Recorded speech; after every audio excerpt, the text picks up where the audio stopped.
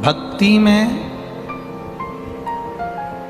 छल नहीं है, और भक्ति में अगर छल नहीं है ना तो समझ लो कि परमात्मा के मिलने में देरी नहीं है। अगर भक्ति में छल नहीं है, सवेरे से लेकर दोपहर के 2 बजे तक ऐसी धूप, ऐसी गर्मी, ऐसी चिलचिलाती गर्मी पड़ती है, और 2 बजे जैसे ही बाबा की कथा चालू होती है, धूप भी आती है तो हल्की आती है और छाया बनी रहती है। ये बाबा की कृपा है। कहीं उसकी कृपा दृष्टि में अपन सब हैं, कहीं उसकी दया दृष्टि में अपन सब हैं, और बस हमें दुनिया की निगाह में नहीं जाना है, हमें दुनिया की निगाह में नहीं रहना है, हमें तो हमारे भोले बाबा की निगाह में रहना है। हमें दुनिया की निगाह से क्या मतलब?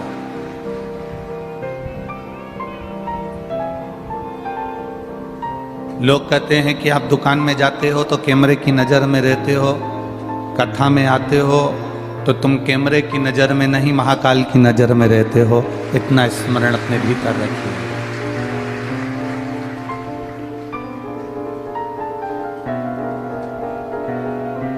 ये दुनिया बड़ी विचित्र है। लाकिट, पाकिट और जाकिट का युग है। क्या क्या चीज? जम के बोलिए। लाकिट, पॉकेट और जाकिट का युग है। और जिनके पास में ये 3 चीजें अच्छी आ जाती है, लॉकेट मतलब जेवर, आभूषण, काया, ये सब लॉकेट के अंतर्गत आता है। आप सुंदर हो गए, काया अच्छी है आपकी, आपके पास में खूब ज्वेलरी है, गाड़ी है, बंगला है, जमीन है, जायदाद है, तो कहीं ना कहीं थोड़ा ना थोड़ा अहंकार आपके भीतर आ जाए। पॉकेट, जेब में अगर पैसा है, धन बहुत सारा है, संपदा बहुत सारी है, खूब पैसा आपकी जेब में, आपकी तिजोरी में, आपके बैंक में बैलेंस अच्छा है, दुकान अच्छी चल रही है, व्यापार अच्छा चल रहा है, तो जिसके पास ज़्यादा पॉकेट में धन होता है उसको भी अहंकार आ जाता है। जॉकेट, कपड़े बड़े सुंदर हैं, हमारा घर बड़ा सुंदर है, हमारा आभूषण बड़ा सुंदर है, हमारी व्यवस्थाएं बड़ी सुंदर है। लॉकेट, जॉकेट और पॉकेट, ये 3 की गर्मी, इन 3 चीज की जो गर्मी होती है ना, एक लॉकेट की गर्मी मतलब सुंदरता की गर्मी, धन की गर्मी, वैभव की गर्मी, सत्ता की गर्मी। एक पॉकेट की गर्मी, जेब में अगर पैसा भरा है तो ये गर्मी बड़ी बुरी है। काया की, सुंदरता की गर्मी, धन वैभव की गर्मी, पॉकेट की गर्मी और अच्छे कपड़ों की, अच्छे बंगले की, अच्छी गाड़ी की गर्मी बहुत बुरी है। मेरे महादेव के पास में ना लॉकेट है, बोलते जाओ, और ना पॉकेट है और ना जैकेट है। मेरे महादेव के पास में ना पॉकेट, ना लॉकेट, ना जैकेट, और उसके पास में जो लॉकेट है वो दुनिया का कोई व्यक्ति लटका नहीं सकता। जो उसके पास में लॉकेट है, जो उसके पास में लॉकेट रखा हुआ है बासुकी नाग का, वो एक भी लटका नहीं सकता। और उसके पास में पॉकेट भी नहीं है, क्योंकि कपड़े सिले हुए पहनते तो जेब होती है, अब तो यहां तो जेब ही नहीं। इसलिए जन्म लिया बच्चा भी लॉकेट, पॉकेट और जॉकेट लेकर नहीं आता, और मरने वाला व्यक्ति भी लॉकेट, पॉकेट और जॉकेट लेकर नहीं जाता। जन्म लिया बच्चा भी लॉकेट, पॉकेट, जॉकेट से दूर होता है, और मरने वाला भी। इसीलिए हमारे यहाँ मुर्दे को कपड़ा उड़ाया जाता है जिसमें जेब नहीं होती, जिसमें जॉकेट नहीं होती, जिसमें लॉकेट नहीं होता। आप कुछ रख कर ले जा नहीं सकते। मेरे देवाधिदेव महादेव के पास में लॉकेट भी नहीं है और पॉकेट भी नहीं है, जेब रखने के लिए, धन रखने के लिए उसने अपने पास में कुछ भी नहीं रखा। ना बहुत बड़ी अलमारी रखी, ना बहुत बड़ी संपदा रखने के लिए कोई डब्बा रखा, ना कोई बैग रखा, उसके पास कुछ, और ना उसके पास में जॉकेट है, वो जॉकेट से भी परे, उसको कपड़े से कोई मतलब नहीं। कपड़ा, वस्त्र ये शरीर को सजा देता है, और हमारा किया गया भजन, हमारा किया गया मंत्र जाप, हमारा किया गया नाम जाप, हमारा किया गया स्मरण हमारी इस आत्मा को सजा देता है, इस चित्त को सजा देता है, इस मन को सजा देता है। पानी नीचे है, इसको 3 मंजिल ऊपर ले जाना है, तो काय से लेकर जाओगे? 4 मंजिल ऊपर लेकर जाना है, 10 मंजिल ऊपर लेकर जाना है, तो पानी को ऊपर ले जाने के लिए कोई मशीन की, कोई मोटर की, कोई यंत्र की जरूरत पड़ती है। बोलो सही है कि गलत है? जम के बोलो जरा।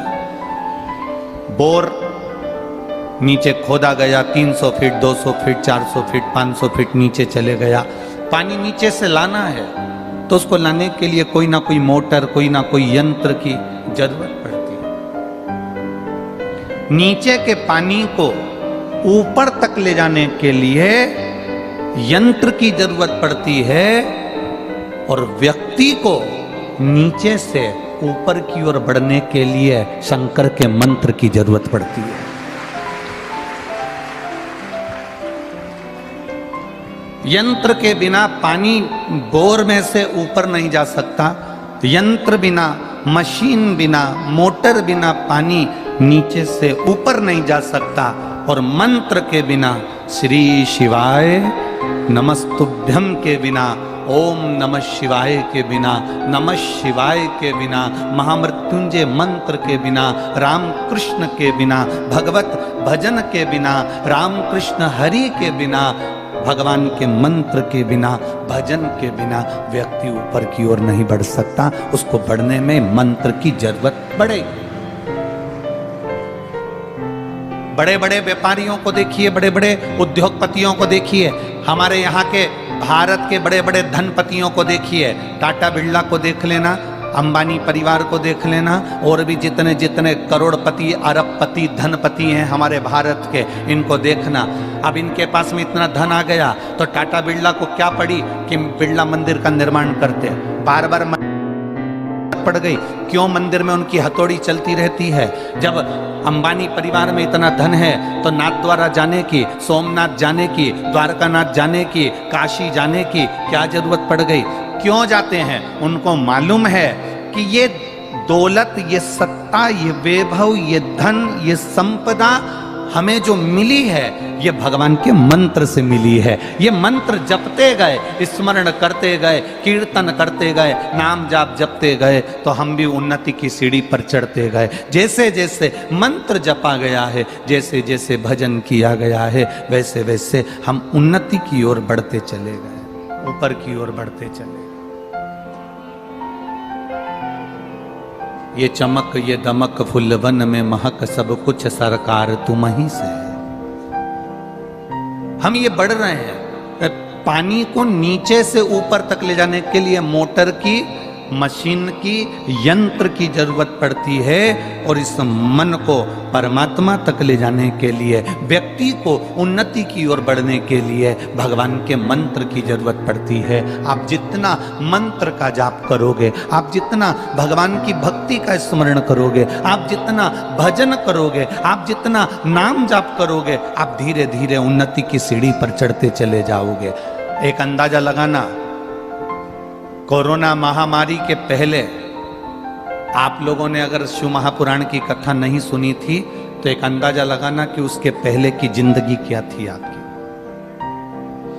कितना दुख, कितनी तकलीफें सामने आती थी, कष्ट आता था, बीमारियां आती थी, तकलीफें बढ़ती थी, व्यापार नहीं चल पाता था, 1 रुपए कमाने के लिए भी दिन भर बैठना पड़ता था, मेहनत करना पड़ती थी बहुत ज्यादा। और धीरे धीरे आप लोगों ने जब शंकर जी के कथा पर विश्वास करा, शिव महापुराण पर भरोसा करा, शंकर जी को 1 लोटा जल चढ़ाना प्रारंभ करा, शंकर जी के मंदिर जाना प्रारंभ करा, तुम्हारे घर का कोई भी व्यक्ति जब मंदिर जाना चालू कर दिया, शिव जी की पूजन चालू कर दिया, शंकर जी पे लोटा भर जल चढ़ाना प्रारंभ कर दिया, शिव जी को भजना प्रारंभ कर दिया, टीवी पर कथा सुनना प्रारंभ कर दिया, पंडाल में आकर शिव पुराण कथा सुनना चालू कर दिए, तो अब तुम्हारे परिवार की दशा देखना, आपको पलटने देखने की जरूरत नहीं पड़ती। धीरे धीरे आप उन्नति की सीढ़ी पर चढ़ते चले जा रहे हैं। आप धीरे धीरे उन्नति की सीढ़ी पर चढ़ रहे हो।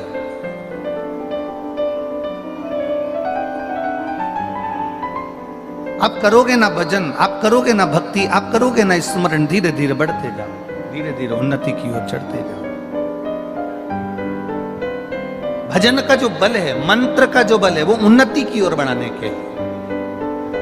अपने मन को, अपने चित्त को, अपने विचारों को जब हम परमात्मा तक पहुंचाते हैं, अपने मन को जब हम भगवान तक भेजते हैं, तो हम स्वयं भी उन्नति की ओर बढ़ते जाते हैं, हम उन्नति की ओर चढ़ते जाते हैं।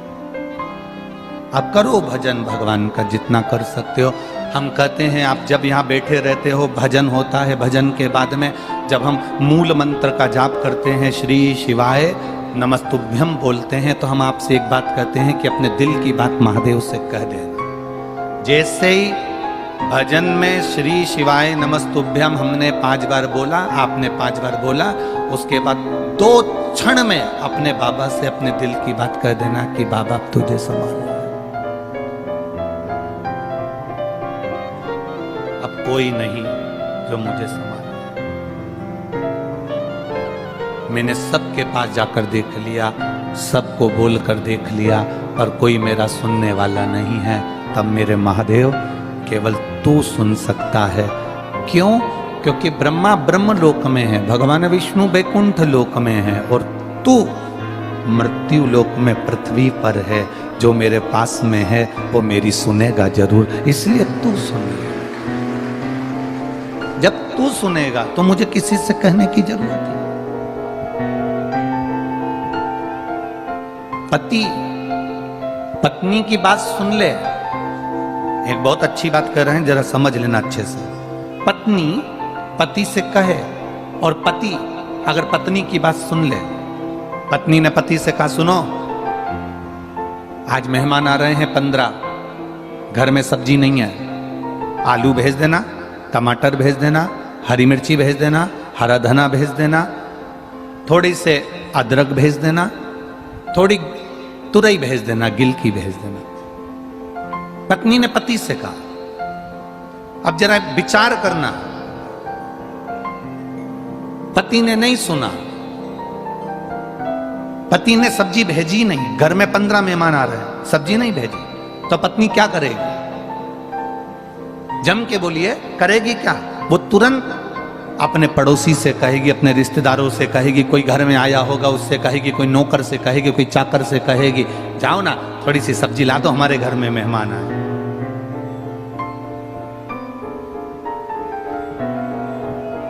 हमारे घर में मेहमान आए, आप सब्जी ला कर दे दो। पत्नी दूसरे से कहेगी। जब पत्नी दूसरे से कहेगी और पति आएगा शाम को और उसको मालूम पड़ा कि तुमने पड़ोसी से सब्जी क्यों बुलवाई, तो पत्नी क्या कहेगी? बोलो जम के, मैंने आपसे कहा था कि नहीं कहा था कि 15 मेहमान घर में आ रहे हैं, सब्जी भेज देना, तो तूने पड़ोसी से सब्जी क्यों बुलवाई? तो मैंने आपसे कहा था ना कि तुम सब्जी भेज देना, तो तुमने क्यों नहीं भेजी? पति को बुरा लगेगा कि इसने पड़ोसी से सब्जी बुलवा ली। उसी तरह आप मृत्यु लोक के देव हो, पृथ्वी पर रहने वाले देव अधिदेव महादेव हो। अगर हम आपसे कहेंगे और आप नहीं सुनोगे और दूसरे से कहेंगे तो फिर आपको बुरा लगेगा। इसलिए हम किसी से नहीं कहते मेरे महादेव, केवल आपसे कहते हैं। आप सुनो, आपसे कहेंगे, किसी और से नहीं। हम क्यों किसी से कहें?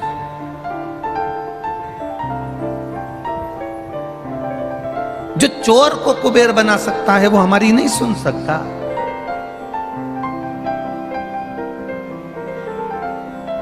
जो एक भील के लिए प्रकट हो सकता है वो हमारी नहीं सुन सकता।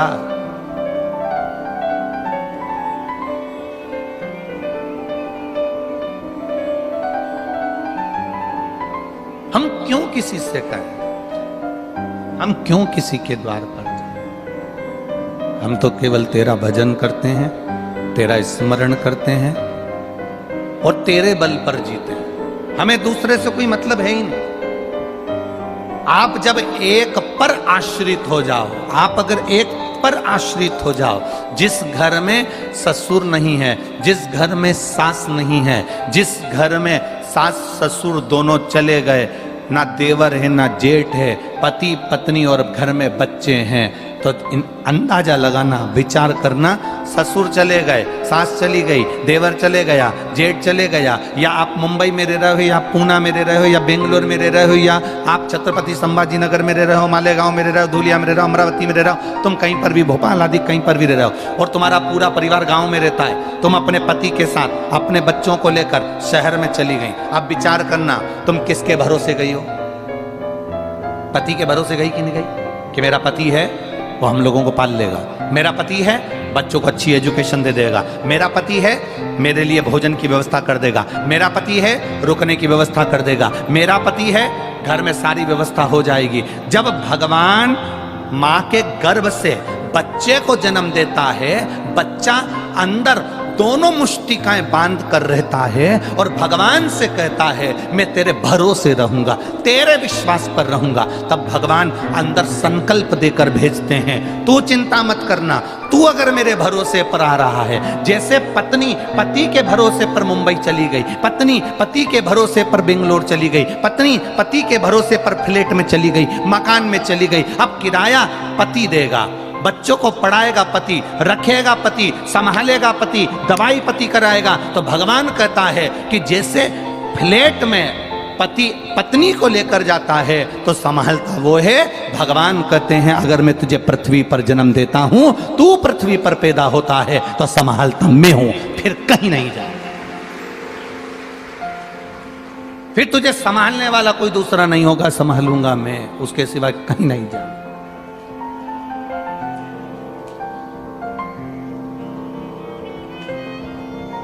तेरा भरोसा मेरे भोले, तेरा सहारा है, मेरे भोले तेरा सहारा है, मेरी नैया का तू किनारा है, मेरी नैया का तू किनारा है, मेरे बाबा तेरा सहारा है, मेरे भोले तेरा सहारा है, मेरी नैया का तू किनारा है, मेरी नैया का तू किनारा है। तेरे सिवा कौन? हम किसके भरोसे पर जिए? ऊपर रहते तो ब्रह्मा जी के भरोसे पर रहते, ऊपर रहते नारायण के भरोसे पर रहते, ऊपर रहते इंद्र के भरोसे पर रहते, उनके जिस लोक में रहते हम उस लोक के भरोसे पर रहते, उस लोक के भरोसे।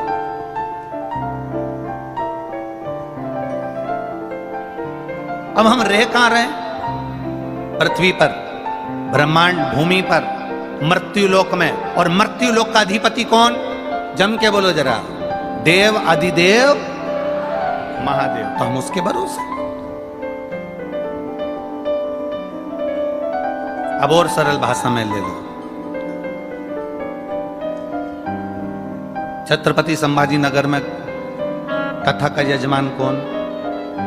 बोलते जाओ जरा, बोलते जाओ। विधायक प्रदीप जी जायसवाल, इनको यजमान किसने बनाया?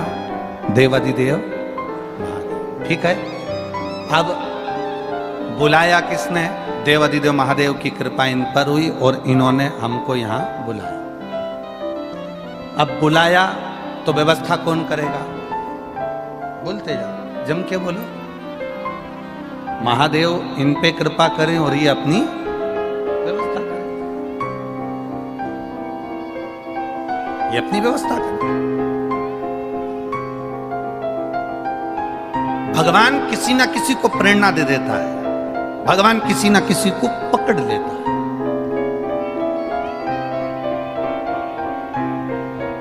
अब जरा विचार करिएगा, 8 दिन पहले तक जबलपुर में कथा हो रही थी और 8 दिन के पहले जब हम वीरगंज में कथा कर रहे थे तब वहाँ पर सूचना मिली कि जबलपुर में व्यवस्था नहीं हो पाई, वहाँ परमिशन नहीं मिल पाई, तो कथा कैंसिल हो गई। अब जरा विचार करिएगा, इनके घर के बच्चे वो ऋषिकेश और वो निखिलेश आदि कथा टीवी पर देख रहे हैं, उन्होंने जैसे ही देखा कि कथा कैंसिल, दूसरा दिन ही नहीं हुआ और मालूम पड़े कि वो कथा तुरंत, ये यहाँ तो कथा चल रही और माइक पे बोला कैंसिल हुई और ये सीहोर पहुंच गए ऋषिकेश और वहां जाकर ये कथा को लेकर यहाँ आ गए। विचार करिएगा जरा, अगर कोई दूसरा व्यक्ति होता तो पहले विचार करता कराएं कि ना कराएं, इतनी व्यवस्था कैसे होगी, 8 दिन में इतनी व्यवस्था कैसे हो जाएगी, इतनी बड़ी टीम कैसे बनेगी, भोजन व्यवस्था कैसे होगी, पानी की व्यवस्था कैसे होगी, पंडाल व्यवस्था कैसे होगी, ये इतना बड़ा पंडाल कैसे बनेगा, क्या करा जाएगा। और मौसम विभाग कह रहा है कि आंधी तूफान हवा पानी सब कुछ है, कराएं तो कराएं कैसे। पर देवाधिदेव महादेव ने पकड़ा हाथ और शिव की कृपा इससे हुई। और सबसे बड़ी कृपा तो ये छत्रपति संभाजी नगर के आप सब ने करी, जिन्होंने व्यवस्था में तल्लीनता दिखाई, सबसे बड़ी व्यवस्था।